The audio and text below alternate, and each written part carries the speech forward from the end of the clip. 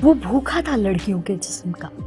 उस भूख को मिटाने के लिए तलाश थी उसे एक लड़की की, और एक ऑनलाइन ऐप ने उसकी ये तलाश पूरी की।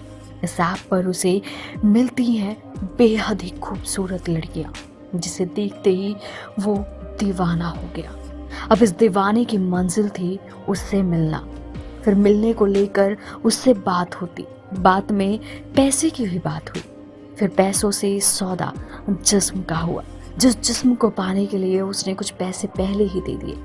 फिर कमरे पर होती है उनकी मुलाकात, लेकिन ये मुलाकात एक ही आखिरी मुलाकात साबित हुई। और उसके बाद मिलती है एक अधकटी लाश, वो लाश जिसका न सिर है न धड़, अगर कुछ है तो बस शरीर का निचला हिस्सा, और उस बदन पर बेजान सा लिपटा एक दुपट्टा। अब ये लाश किसकी है, क्यों थी, कहाँ से आई, कुछ भी पता नहीं चला। लेकिन उसी चुनरी वाले दुपट्टे से खुलता है एक बड़ा राज।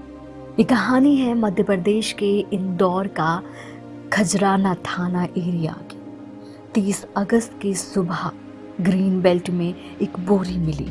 सफाई कर्मचारी उस बोरी को हटाने का प्रयास कर रहे थे, लेकिन काफी भारी थी। खोलकर देखा तो सब सुन्न रह गए। उसमें अधकटी लाश थी, शरीर का सिर्फ निचला हिस्सा, पैरों में एक चुनरी लपेटी हुई थी। उसे तुरंत इंदौर पुलिस को सूचना दी गई। पुलिस ने सूचना के आधार पर जांच शुरू की, लेकिन पहले कुछ नहीं पता चला। इसके बाद पुलिस ने शव की पहचान कराने के लिए आसपास के लोगों से पूछताछ की, लेकिन सिर नहीं होने की वजह से ये पहचानना मुश्किल हो गया। ऐसे में पुलिस की जांच में एक किन्नर के लापता होने की जानकारी मिली थी। पुलिस ने पहचान के लिए कटे हुए शरीर के हिस्से को दिखाया तो उसके पहचान के लोगों ने शनाख्त कर ली, और ये भी बताया गया कि ये तो 2 दिन पहले ही लापता हुआ था। और पहचान पैरों में जो चुनरी लपेटी थी उससे हुई, क्योंकि जिस शाम को जोया किन्नर अपने साथियों से बोलकर निकली थी, उस दिन उसी चुनरी को ओढ़ कर निकली थी। अब पुलिस को ये तो समझ आ गया था कि मरने वाली जोया किन्नर है। इसका असली नाम मोही सिंह है, लेकिन लोग जोया किन्नर के नाम से जानते हैं। लेकिन इसकी हत्या किसने की, मर्डर क्यों किया, इसका धड़ वाला हिस्सा अब कहाँ है? अब पुलिस ने इसकी तलाश शुरू की। अब पुलिस ने वहाँ के आसपास के इलाके में लगे सीसीटीवी फुटेज को खंगालना शुरू किया। काफ़ी तलाश के बाद ही पता चला कि एक शख्स बाइक पर एक बोरी लेकर जा रहा है, लेकिन कुछ देर बाद जब वो दोबारा सीसीटीवी में दिखता है तो बाइक पर बोरी नहीं होती। ये देखकर पुलिस उस बाइक को ट्रेस करती है। तब पता चलता है कि बाइक उस शख्स की है जो टाइल्स का काम करता है, और उसका नाम नूर मोहम्मद है। वो घर बंद कर कहीं भाग निकला है। फिर पुलिस ने उसके मोबाइल फ़ोन की लोकेशन निकाल कर उसे दबोच लिया। पुलिस की पूछताछ में उसने बताया कि शव का ऊपर वाला हिस्सा उसके घर में एक बक्से में बंद है। उसके बाद पुलिस ने उस हिस्से को भी बरामद कर लिया। इसके बाद उस हत्याकांड की पूरी कहानी सामने आई। आरोपी नूर मोहम्मद अशरफी नगर में रहकर टाइल्स का काम करता था। 2 साल पहले उसकी शादी हुई थी। पत्नी इस समय गर्भवती थी, इसलिए वो डिलीवरी के लिए अपने मायके गई थी।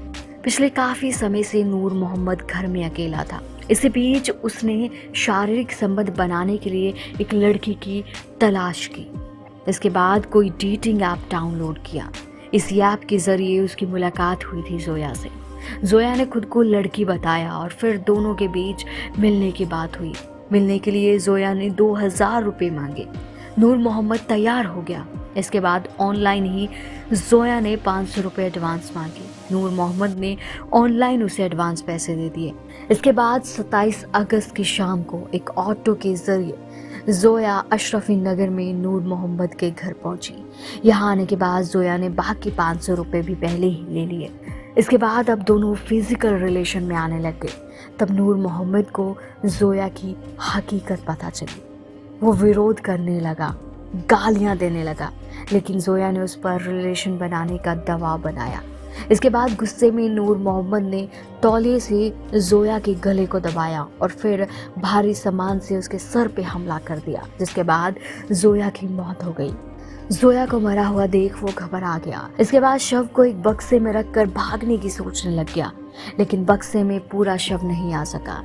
इसके बाद उसने मीट काटने वाले धारदार चाकू से जोया के शरीर के 2 टुकड़े कर दिए। इसके बाद शरीर से खून निकलता रहा और 2 दिनों तक नूर मोहम्मद घर में ही रहा। वो शव के साथ 2 दिन तक रहा। इसके बाद 29 अगस्त की रात एक बोरी में जोया के निचले हिस्से को बोरी में रखकर दूर ले गया और अंधेरे में ग्रीन बेल्ट में फेंक कर लौट आया। इसके बाद वो घर को बंद कर कहीं भाग गया, लेकिन पुलिस ने उसे गिरफ्तार कर लिया।